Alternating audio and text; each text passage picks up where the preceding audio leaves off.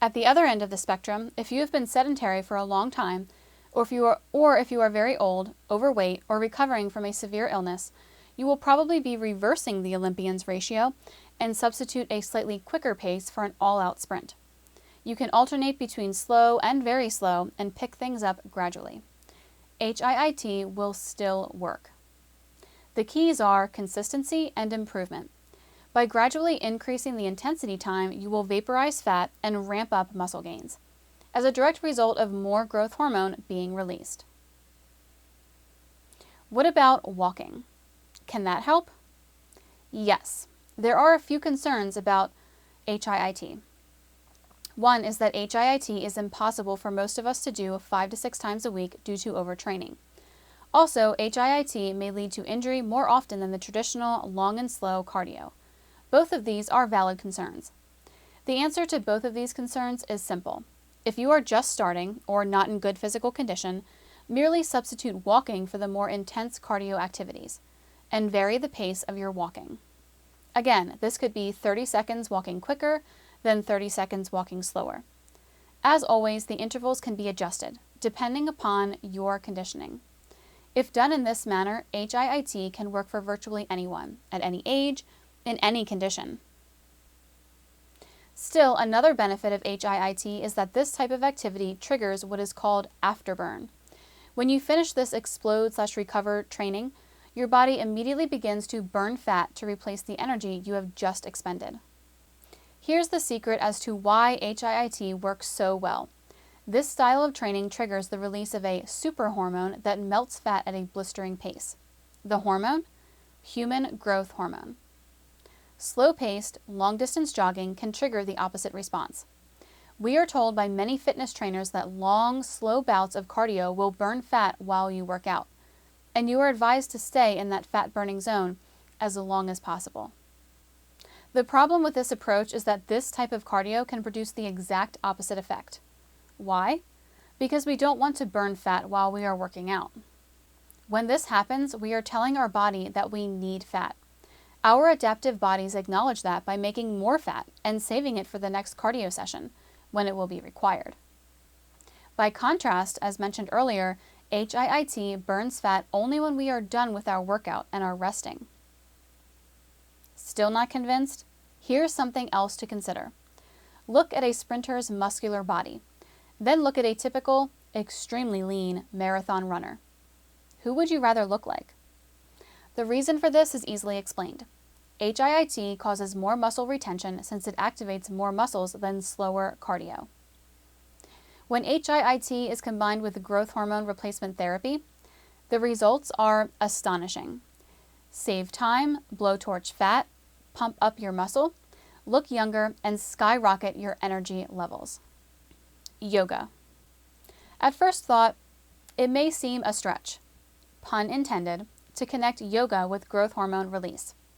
As mentioned earlier, the pituitary gland releases growth hormone naturally during sleep. At this time, no direct research can definitely tie yoga to growth hormone release. However, we do know that the pituitary secretes more growth hormone when we are relaxed, and relaxation helps us sleep better. Regular practice of yoga can also lengthen the muscles. This may help correct posture and make you appear taller. Yoga classes are increasingly common, and much is available through books, DVDs, and YouTube. Balance training. When we do traditional exercises on a stable platform, like the floor or on a bench, we decide what muscles to use. Consequently, the larger muscles do most of the work, and the smaller muscles in our nervous systems tend to get lazy and go to sleep.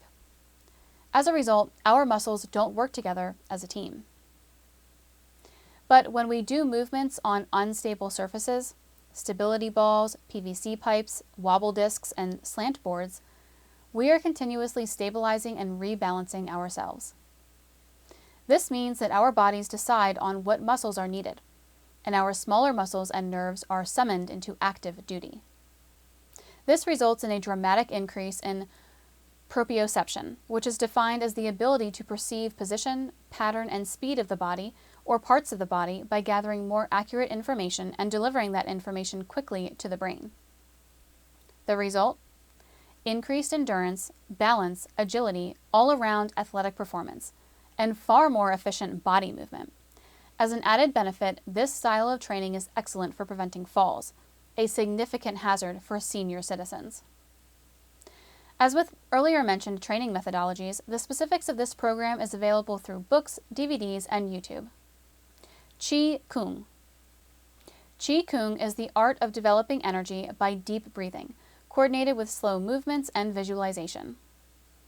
For thousands of years, the Chinese people have sworn that Chiku can cure and prevent disease, promote health and longevity, reduce stress, eliminate toxins, increase libido, and improve sports ability.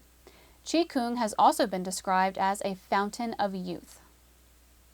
The practice of Chiku is soft and comfortable on the body. As with yoga, the more relaxed we are and the more healthy we are, the more efficient HGH therapy will be.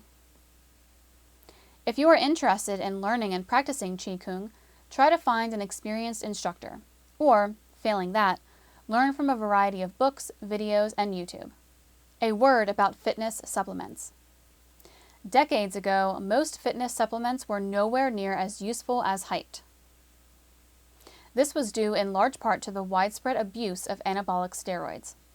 Since steroids were previously relatively easy to obtain, serious bodybuilders did not need effective supplements. Therefore, the supplement companies produced and marketed many inferior products. However, due to the enactment of new laws targeting steroids, demand for bodybuilding supplements that worked soared. At first, the supplement companies were challenged. An analogy is the fuel crisis of the 1970s. In the 1960s, engines were big, bad, loud gas hogs. Fortunately, gas was cheap at that time.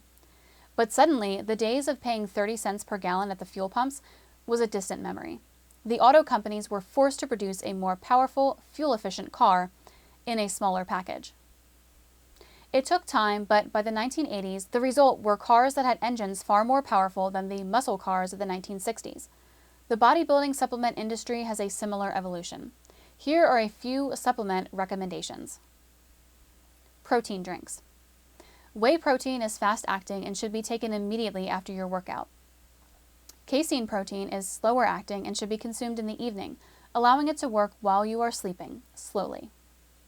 Creatine monohydrate. This safe and efficient supplement can increase muscle size and strength by altering cell volume, allowing more water into the cells. Miscellaneous tools and approaches. Medicine balls, Indian clubs, suspension training, plyometrics, Tai Chi. The list can go on and on. The point is this: we are living in a real golden age of physical fitness. Never before in history have we been blessed with such a vast array of fitness options. To make sure that your HGH therapy has a maximum effect, stay active. Try several methods for a balanced approach, or find your fitness niche. Then just do it. If you found this video series informative and would like to learn more about HGH therapy, TRT, or the Conscious Evolution lifestyle, please click the link below in the description of this video.